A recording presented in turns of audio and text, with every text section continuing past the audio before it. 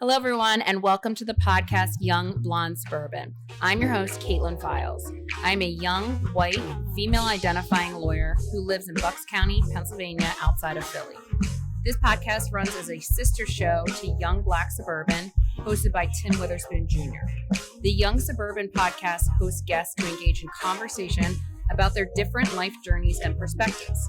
My show, Young Blonde, has a special focus on badass babes out there doing the damn thing. So welcome and thank you for tuning in. Let's jump into today's episode. A little bit of a surprise here for you guys, so hold on 2 seconds. I know, I can see you getting yourself together. But this will be like kind of if Jordan wants to cut it here, because I think we've been going for at least 40 minutes at this point. Yeah, okay, then we will cut this episode. So we are going to talk about the gentrification, but oh, you're fine. We have a little surprise. There's another person here who was your teacher. It's Miss Strong. Miss Strong. Oh my God. How we doing? Good.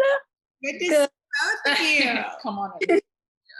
You're making me feel extra old right now. I know, right? She's been listening to you guys talk so that we could then kind of talk about what you guys just said together. And Miss Strong, as you know, lived in St. Pete. So when you said you want to talk about gentrification in St. Pete, I was like, perfect. She is visiting me this weekend. We will do this. So good to see both of you. Holy cow. As adults, it's so strange. I feel like I'm still the same age, but now you're that age, so I can't be that age. So it's like it's a real mental thing I've got going right now. You guys didn't know her at that age, but Miss Strong also at your age was an AmeriCorps at Academy Prep. Yeah, sure was. 21, teaching 8th grade boys. Alvin Alfredi Cunningham Jr., wherever you are, shout out to you. Drove me crazy, but anyhow, I digress. Same Pete. So just for our listeners, basically, this is Jessica Strong. She's my sister from another mister. We met down at Academy Prep when I taught Deja and Passion for the year, and Jessica was their English teacher, and we stayed friends, and so she's visiting me this weekend. And as a surprise, she's been listening to Deja and Passion talk, and Jessica is now, are you principal, president? Just run the show? Just the principal, not the president. Of Girls Prep up in New York. So she is teaching young women in New York. So we wanted to have her on so she could also chat with you guys. But Dej, let's jump into gentrification in St. Pete. I know nothing about this at all. I'm not from St. Pete. So you're going to have to just kind of shed some light. Okay, I'll just tell you what I'm experiencing currently, which is so crazy because it's almost like I got a warning that this was going to happen. So last year when I was in Europe, St. Pete College, they always have like free seminars and stuff. And I always try to go to most of them. This one was being held by a Black woman who's a realtor and local realtor. Her name is Kashmir. And she was basically telling, St. Petersburg, it was the St. Pete College Midtown campus is like on 22nd Street. That's a historical street that's like known for like Black owned businesses and thriving in the community. So that's just to get you a little background. So Midtown campus is where Europe was, and that's where the seminar was being held. So a lot of people from the community came to sit for it. And basically the realtor was telling us that it's very important that Black homeowners do not sell their homes because there's going to be many people coming up making offers. And then she explained why. So St. Pete was on one of the most desired travel lists or something like that in the nation. I love it. Yeah, she said it's going to be a lot of offers. Corporations, LLCs are going to be trying to buy out the community. And I understood what she was saying. But this year, you actually see like a build on every corner. There's construction going on. There's new houses being bought out in the communities. Like that whole area where AP is, it's new houses being built. Yes, that community itself was occupied by original homeowners, Black original homeowners. And for example, like I stay in an apartment downtown, but across the street is a historical build, and it was owned by Elder Jordan Sr., who was let's see, he was very important for St. Pete. He was a slave, but he bought his freedom at 15. He's the reason we have the Manhattan Casino. And he just paved the way for a lot of Black-owned business owners on 22nd Street itself to be like here today. So to see all of this changing and potentially like buying out small business and Black-owned businesses that aren't already a lot of, it's really heartbreaking, because I'm thinking about, if I have a family, what am I going to come back and show them? Like, it's just going to be nothing but new apartment buildings that's being catered to tourists, and not like, nobody cares about the original homeowners. And recently I found out that the Tropicana Field was placed by a whole bunch of apartment buildings. So like, it's like me reliving as if that's happening now. Like, all these families are being pushed out. The rent is going up because of it.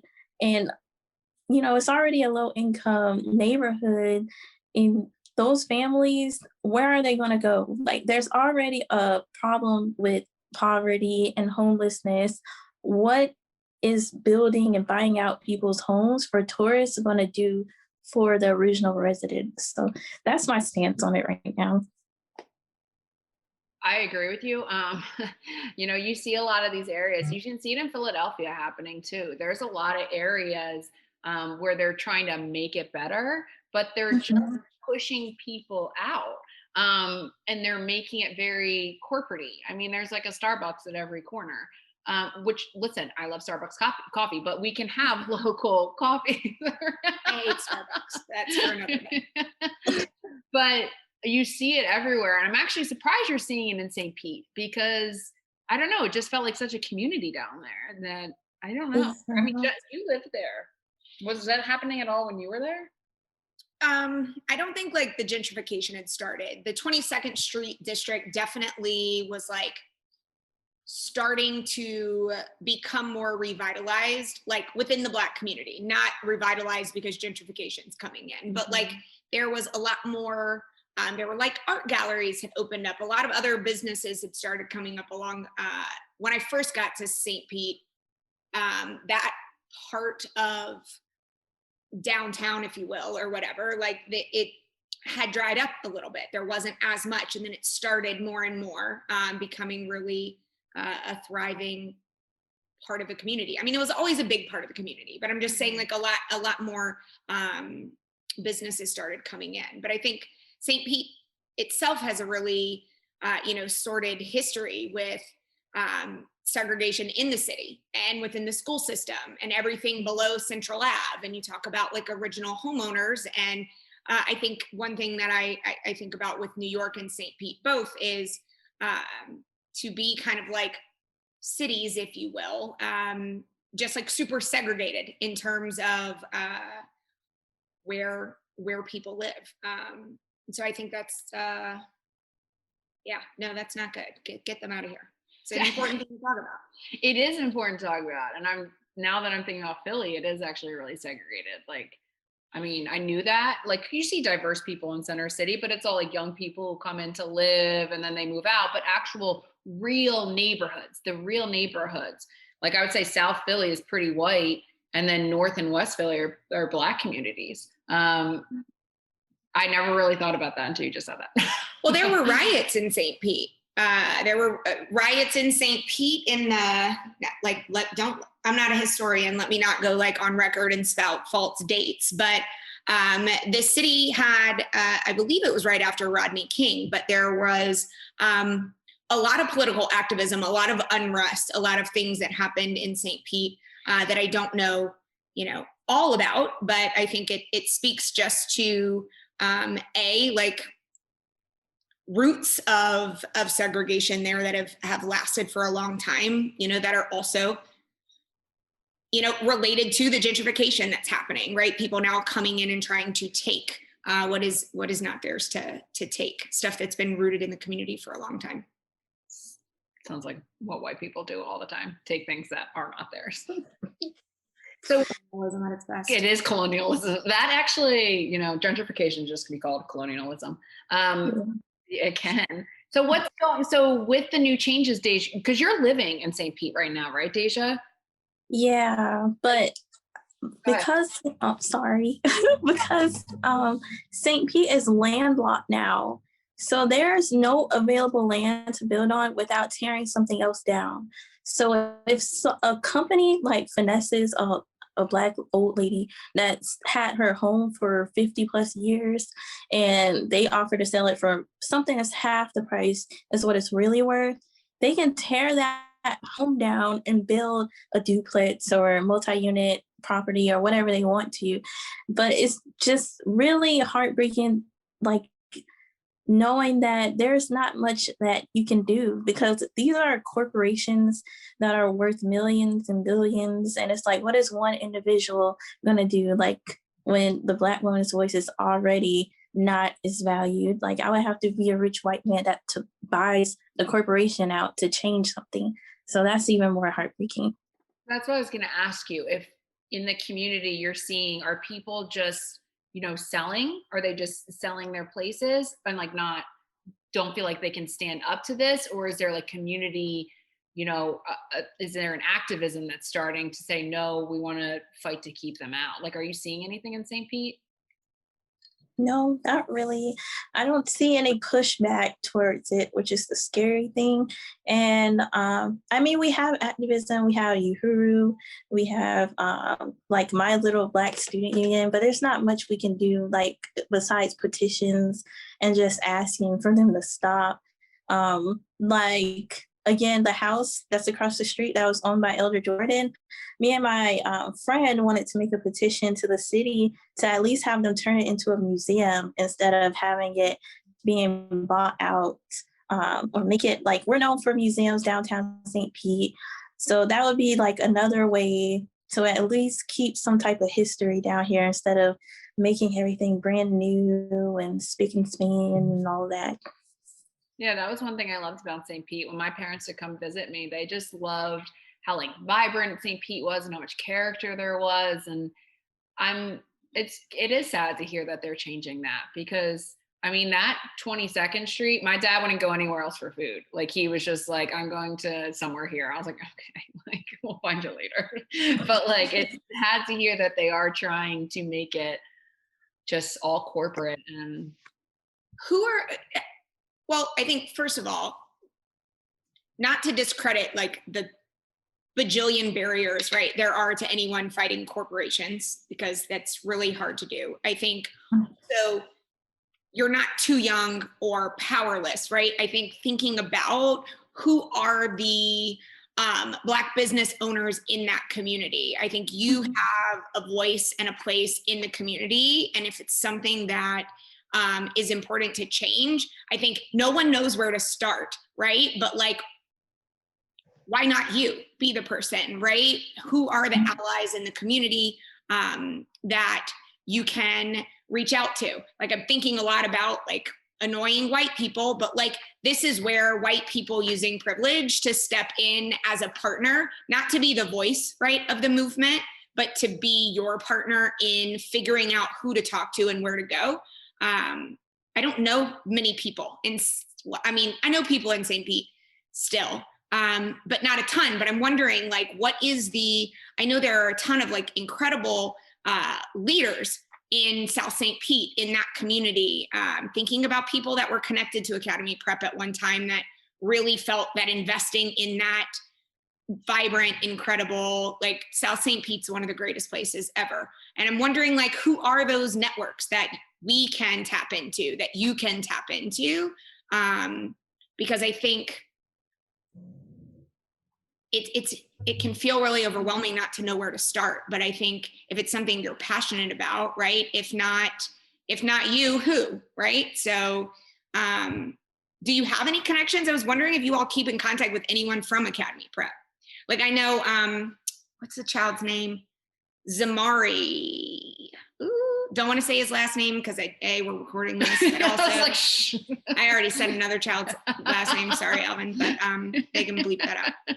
But I know that like Zamari was becoming really active in the community in terms of advocacy, but I don't know what he's doing now. Anyway, do you keep in touch with people? Do you know people in the community still from AP? Especially Jess is right. Tap on the white people that have the privilege. Like you should put pressure on them to harness their privilege and use it. I mean, there comes a lot of privilege with being white. There's a lot of obstacles that we don't have to go through. Seriously. It's like when you just said that, I was like, yeah, use white people. I mean, it is. Yeah, we're like, yeah. Yeah. I just want to add on. So like, as far as the school connections, I wouldn't say I'm super connected to the higher ups, just the classmates, but I know my father and my uncle are heavily involved in, properties within St. Pete. Currently, my father and my uncle are doing a competition to see who can buy the most homes in St. Pete, just because they know how valuable they are, and very, very involved on 22nd Street. So my uncle and my dad, they were the project managers for the St. Petersburg College that Deja was talking about in Midtown.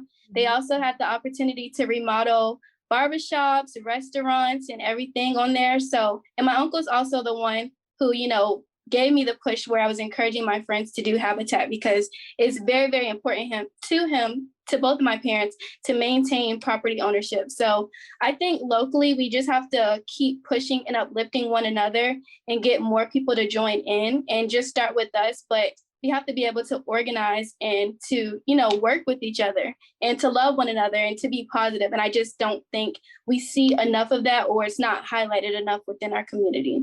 I think your dad is so right, and your uncle, with getting the home ownership, because that creates generational wealth that passes then down.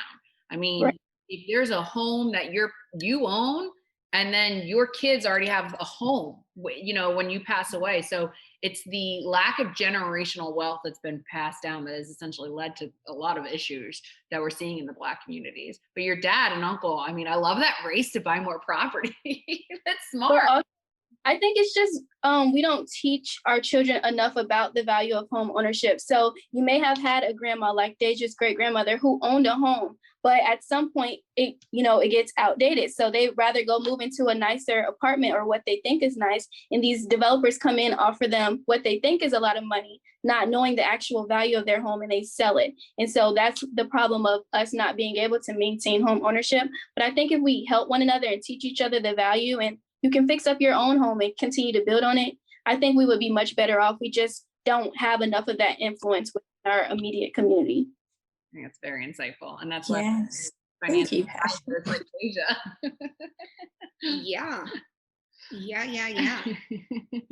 Yes, the generational wealth part is I'm so happy you said that, because I didn't think about like my great grandmother being like the only homeowner in our family, and then like my grandma being able to live there now. And my great grandmother, she was a sharecropper, which is just a legal slave. So to see like that generation, like it's really impacting us today is really important. And that's really cool that your dad, I already thought your dad was cool, Passion, but yeah, it's really cool that you're doing that.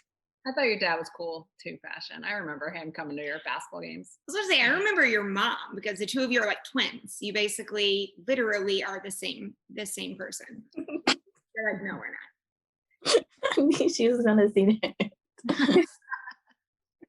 You guys think, because you have two of your academy prep teachers here, do you think academy prep was helpful into where you guys have gotten? Because I mean, I know some of your classmates who have not done the awesome things that you have done.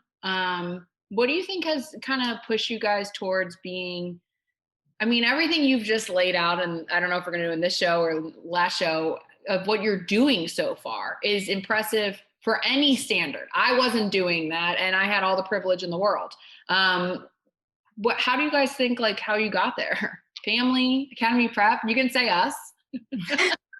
I would say academy prep was, I would say academy prep was very instrumental in where I am today, because academy prep provided opportunity. Like, it was surrounded by very poor neighborhoods and, low income communities, but the students there were so awesome and we were so smart. We just didn't have the resources to get us where we want. And that was just for a lot of us, our first introduction to a lot of things, different sports, outside of basketball and football, we were able to do tennis and golf. And those are not, necessarily sports that Black people are introduced to. Even, the Spanish club or the chess club, musical theater, we don't necessarily get those opportunities. And also just the education, it was tough for us, but the things that I was learning in middle school, it pushed me forward in high school. So I came in already had read the books that we were required to read for 9th grade, the math classes that they were taking.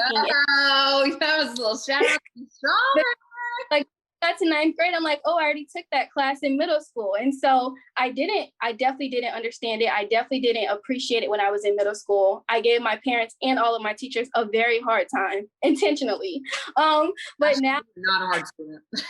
But now I realize just how important it really is. So I'm super grateful. And I think Academy Prep definitely helped push me forward to where I am today now. Sage, I know you're only there a year. I agree. No, but it was my short time, AP really impacted my whole life because I never really took school seriously. Even right now, I'm still kind of slacking, but the teachers, you guys, you really put pressure on me and implemented discipline and really brought my knowledge out because I was just doing the bare minimum. I wasn't really, putting the effort for it. But then when sit out and all those other things started coming, when my GPA wasn't high enough, I was like, okay, yeah, I need to get it together because this is not cutting it. So when I was putting effort in and I realized those results and I started feeling good and more confident and actually being hopeful that I could make it, that's when those dreams and aspirations came in and now they're being manifested now. So it really, it was a big impact on my life. Not even being there a full 2 years or graduating from there, I'm still impacted by that. That's cool. I like that you brought up extracurriculars, passion. I didn't even think about that. Just exposure to different things that you wouldn't normally get. I honestly see those used to annoy me as a teacher that I had to go do them. But I didn't even, it didn't even dawn on me that it's really just about exposure. That's cool. What about you with Academy Prep? How long were you there for? I was at Academy Prep for 7 years before I moved to New York. Yeah. I think a lot of things about Academy Prep. I wish I knew then what I know now. I think that Academy Prep has got a lot of really valuable aspects. But I think that I haven't been back in a lot of years, but thinking back, I wish I knew again. I'm God, I was brand new baby teacher and I could have done a lot more. Or done things a lot differently. And so I think I'd be interested. I know one Academy Prep student, Courtney, did not graduate from Academy Prep, but I taught her there. She's now the graduate sport coordinator at Academy Prep. And so I hear a little bit about what they're doing and how the school's grown from her. But I think that there was a lot, I learned a lot there for sure. Hell yeah. And I think I reflect a lot about it. I don't know. Me too. I have the same experience. I'm always I wish I were how I am now when I taught these kids, because we had no idea what we were doing. AmeriCorps didn't. We were fresh out of college and then just thrown down there to go teach you guys. And not only in terms of being able to teach you, but understanding child mentality, racism, things we had no idea. We had no idea and we were just thrown into it. Now I look back and I'm just oh my gosh, was I even helpful? I feel I was just didn't know what I was doing. But it's still, I always tell people after law school, after taking the bar exam, hands down, hardest thing I've ever done was teach you guys for a year at Academy Prep. It was not because you guys are hard. It's just a very difficult experience. Jess is a teacher, so she lives a difficult experience every day, but it was difficult, but you guys are worth it. you. I feel bad. I never went to like any of the alumni like events that they had or the reunions because I technically didn't graduate. So, but I was always invited and I feel bad for not going. I just didn't feel like I was a real graduate, but I'm still impacted like today. Absolutely. I've been to one reunion. I haven't been in a lot of years, but I did go to one reunion. I think my second year in New York or something, I came back for it, which was good to see. I'm surprised you haven't gone because you were like such a staple there. Like, yeah, I loved that place. I cried a lot. I learned a lot. Yeah. Learned a lot. Best community. I think that it was that's one thing I take away. I learned a lot from the community and a lot from just the experience there. Dr. Mills, shout out Dr. Mills. I don't think they had Dr. Mills. Did y'all have Dr. Mills? No, I didn't have Dr. You didn't have Dr. Mills? No, so they wouldn't have had Dr. Mills. Well, that's someone you should look up. Who's Dr. Mills? Wait, I thought I did. Yeah, I'll follow up. That she might be a good connection in St. Pete. She's not at Academy Prep anymore, but yeah, she was a principal there when I started. Oh yeah. As an yeah, we had someone else. I don't want to say it. Oh yeah. I feel like I know that. Was there anything you wanted to talk about with the girls when you were listening to them? Oh man, it was just great. Jess has like lots of notes. I was taking notes as y'all were talking. I was like, yes, I love this. Say more. I know, she was sitting right behind the computer, so I was watching her just shaking her head and yesing while she was eating her little salad. I've never been more quiet in my life. I was afraid. I was walking around the kitchen trying to get a snack, and I was afraid it was going to be heard in the background. I was tiptoeing. It was really great. Every time you guys would say something really awesome, you would see just yes. Yeah, I mean, I don't know. I mean, I think a lot of what you all talked about resonated with me, and just hearing your experiences. I also was the first person in my family to go to college. My parents did not save money for me to go to school. I had to start at the community college because my mom was like, good luck, hope you figure this out, get those loans. And I was like, oh dear God, what are we doing? Luckily I had some I had some great advisors. My year in community college, I graduated high school early and started at the community college to figure out how to get to school, and had some great advisors, got in this program for first generation college students, and they really helped me figure out how to apply for scholarships and financial aid and all the things. And so I'm super grateful for them. So hearing you all talk about the people that have been in your corner, both in your families and in your communities that have helped make that happen. I thought a lot about those two older women in that program. One of whom I still stay in contact with, that kind of helped me get out of my small town in the South where I grew up. But yeah, it is, I don't know, a lot of what you all said, it was just good to hear you talk. I'm not surprised at all that you're doing kick-ass things and are taking names while you're doing it. Yeah. That's not surprising whatsoever.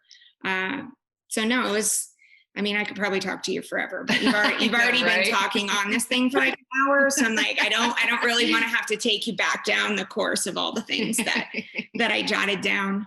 But yeah, it was great to just hear you all reflect on being adults and doing all the things that you're doing. I didn't realize you were first generational college as well. Yeah. So Deja, you are as well? Deja, are you first generational college?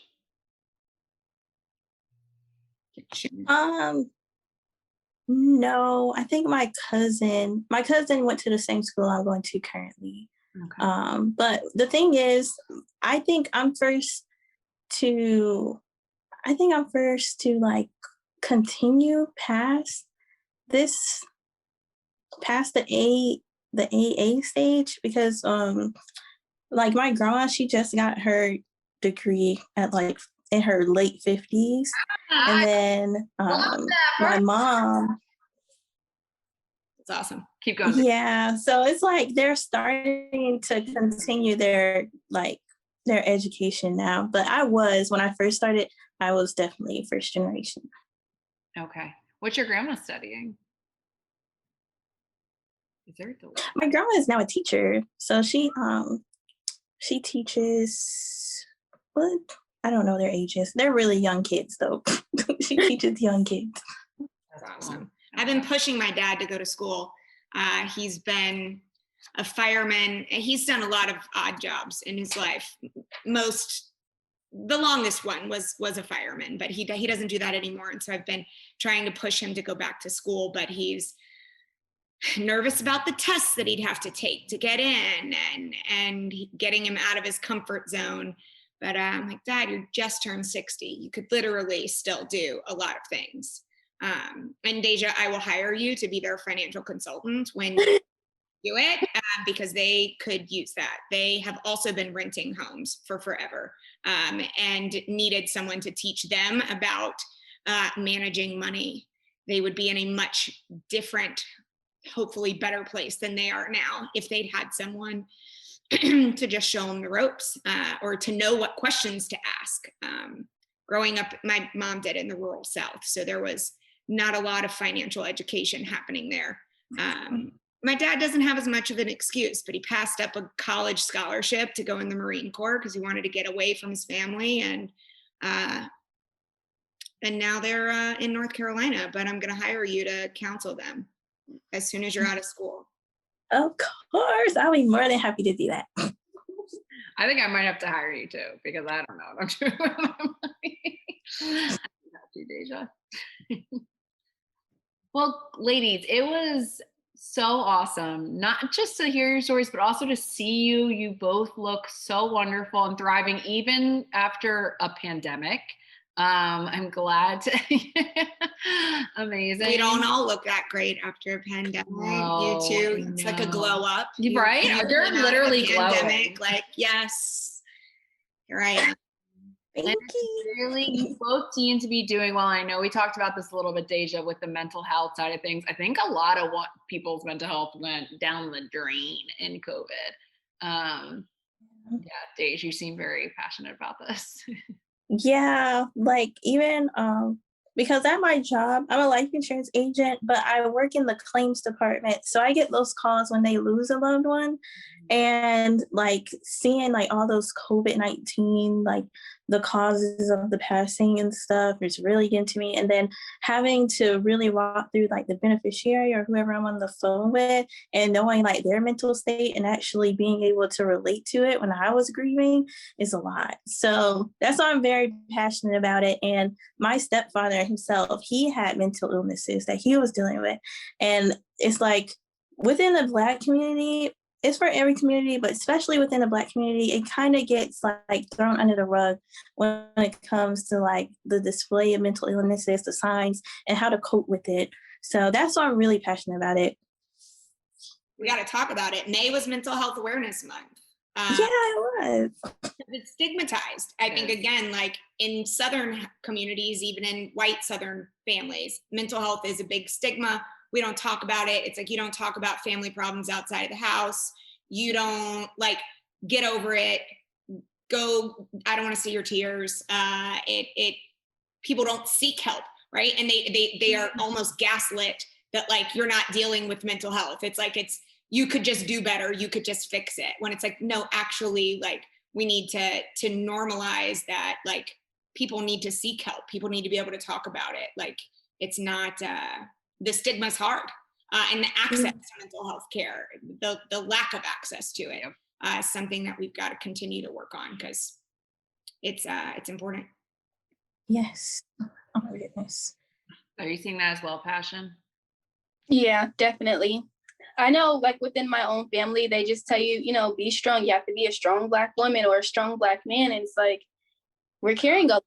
So, yes, oh my goodness, that phrase like triggers me. Like, oh, you have to be a strong Black woman. I've been that since I was born. Like, we have to carry. Like, we came out lifting all these burdens that we didn't ask for, and even like. I hate to bring up relationships, but like in my relationships, they'll tell me like you have to be strong. like, what about you? Like, we both have to carry this. This is a partnership. And it's really a lot, like being told like, oh, you have to be strong, you have to be strong. Then what am I doing now with coping with this? Like, I'm being strong by telling you how I feel. I'm being strong, going to work and continue to carry all these burdens. But, people don't think about the whole 360 of what you're like dealing with as a double minority, a Black woman. So sorry, that triggered me, Passion, but go ahead.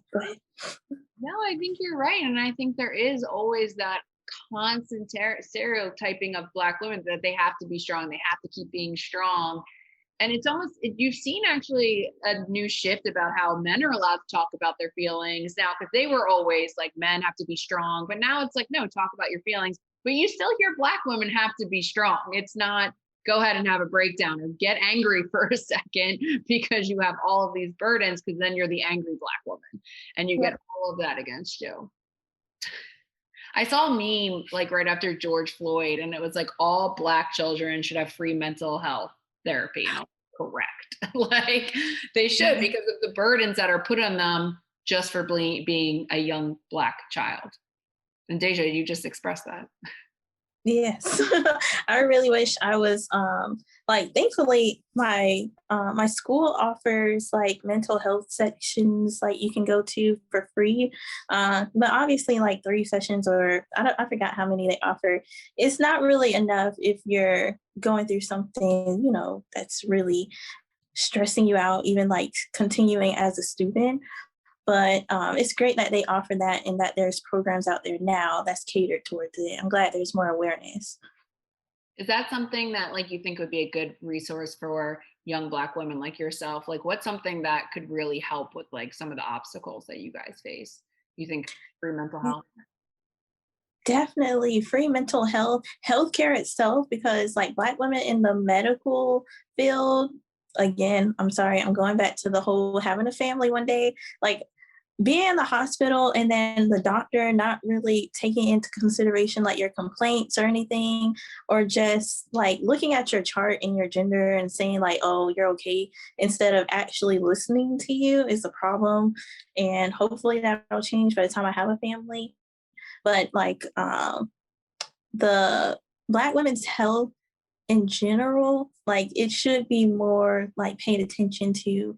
Like my mom has some issues going on right now, but she can't afford the insurance. Like it's ridiculous. And it's like, how can I deal with already losing like a parent? And then if she doesn't get attention she needs, what's going to happen? So those things are always heavy on my mind.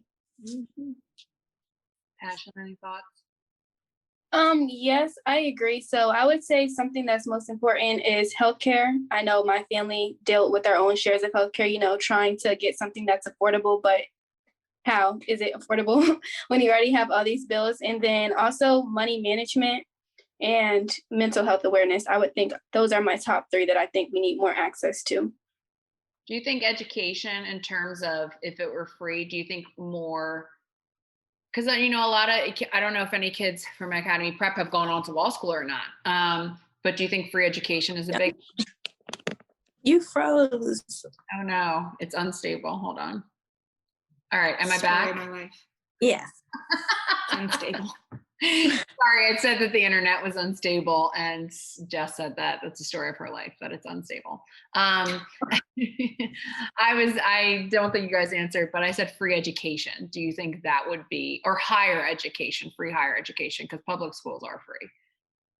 Yes, that's one of the reasons like I'm still in school now. So that would definitely help a lot. And even I settled for the school I'm going to, like, because I couldn't afford the application fee to my dream school. So that would definitely. Like, that's absurd. You couldn't even afford to apply to the school. Yeah, when I was in high school, like they was putting pressure on like all the seniors to like keep applying. I had to do all the free applications. So yeah. I want to shake your high school guidance counselor. There are ways to get around those fees. I wish we could rewind time and shove in your direction. But things happen for a reason, and it sounds like you are where you are and you're kicking butt there. So that means this must be the direction your path wanted to go, but that's not and just another okay. barrier, another classism barrier that like certain people who can't afford the application can't even try to get in. It's just nonsense. Passion, were you going to say anything? I could tell there was something heavy on your tongue earlier. So guidance counselors are supposed to be the best people in your corner, but I think my guidance counselors just, I'm sorry if they ever hear this, but they just weren't great. So like my high school guidance counselor, she tried to encourage me not to go through with my early admissions because the first time I took the test, I didn't study and I was a point off. The second time I took it, I was 3 points off after actually studying. So she's like, oh, just don't worry about it. You know, it's going to be too hard for you. But I went. I killed it, and I graduated college 2 years early. Even with applying to law school, they were like, yeah, no, your LSAT score is not so good. No school won't accept you, and I got accepted. So you have to know yourself. So I just think we need more people who understand us and who actually try to understand each individual student and just to be there to encourage you. Because like I said, a lot of us, our families may not have had any college experience or, you know, haven't had certain type of experience or haven't been to the places that we want to go. So just having more people around us to push us to get us there, that would be amazing for everyone, but especially in my community where I'm from, where there isn't much of that. Does that drive you? I hope your counselor hears that. Yeah. I hope her counselor hears that. Like, please write them a note. I was just asked Jess, I was like, how much does that drive you nuts as an educator to just hear what Passion just said? Like that, yes. I can't believe she told you couldn't do it. I mean, I wish it was, I wish it were more shocking. Like it's infuriating. It's not, I wish it was shocking. I wish that wasn't like a norm of an experience for kids, especially for young Black women. But I think it's all too often what actually, it's all too often what happens. You know, if I had like a way to play music now, I'd play like Look at Me Now, and you could just like. Right. Yeah. I'm not in paper yet, but in 1 more year, I'll be getting paper too. You'll be getting it, and in 10 my years, you'll be back on here talking about how you're the judge. You'll probably be like the first Black female judge in some district somewhere, crushing it. Like, you know it. Yeah, you know. I love it. Well, ladies, are there any final thoughts you want to say? Because we're going to wrap up here. It was so amazing talking to you guys. Did you have anything you want to say? Look at them. I'm just provided this platform for us to speak. I'm so happy you guys were willing to speak. I'm not doing anything, honestly. I'm recording a Zoom right now and talking to you. It's you guys who are doing everything.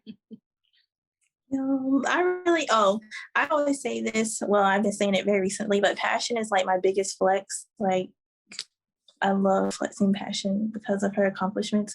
So yeah, I wanted that to be known. And again, thank you. Oh no, shoot. You're back. I got a call. Oh, you're back. I'm sorry. But yeah, so I wanted to say thank you, Files and Mr. Oh my goodness. You're so popular. I'm so sorry. Did you hear me say thank you? I wanted to say thank you. You do not need to thank us. You two are doing all the work and you're like fixing each other's crowns while you're doing it. I love it. It's so awesome. Well, congratulations, Lately. It was so good talking to you. Yes. We're so proud of you. Crushing it. Thank you. All right, ladies. Thank you. Yes, because me and Passion both, sometimes we don't feel like we're doing enough. So that was important. You don't feel like you're doing enough? Doing a lot. Don't fall into that 20s trap. I was just telling Courtney this the other day. In your 20s, you feel like you're never where you need to be. You're on this like race to like, I've got to get it now. And this person's further along, or I think that like I should be here when no, Don't. Your 20s are for just like figuring it out, and like, don't compare yourself to anyone else. Their journey is their journey. Your journey is your journey. And like, your 20s are your time to just like make mistakes and figure it out. And then in your 30s, you can worry about whether or not you landed on the right side of where you were. Exactly. 30s are for stressing about what you may have done in your 20s. In your 20s, do not. And I remember distinctly that stress. Don't do it. And Deja, you have so much. What are you doing so much right now? You're both like very. Yeah. I always feel like I'm not doing enough. You own a home. You're about to. I do not. And I'm about to be 40. Like, okay. Let's be real. You're doing great. You're doing plenty. Relax. Thank you. Take a breath. Yeah. Do some yoga, meditate, pour yourself. Are you old enough to? Yeah, they're 22. Pour yourself a glass of whatever you like, and just like know that you are where you're supposed to be, and you do not have to worry about anyone but you. Thank you. The rest of them can all worry about themselves. That was some free mental health therapy right there for you from Jester. You're welcome. All right, girls, we're gonna let you go. Thank you so much. You were just on there with me like 2 hours. You're amazing. No problem. Get ready for College and Career Week next week. Next year you'll be coming to speak to the kids. We'll do it via Zoom. I thought of this last week. That's a great idea. Would totally have been speaking to girls last week, and then I didn't place 2 and 2 together. So we just mark it in your calendars. May 20, whatever next year is, 20. She needs a break. Yes, May 2022. COVID school life. One knows where we are. All right, Deja, Passion, we're gonna let you girls go. Bye. Bye. Yeah.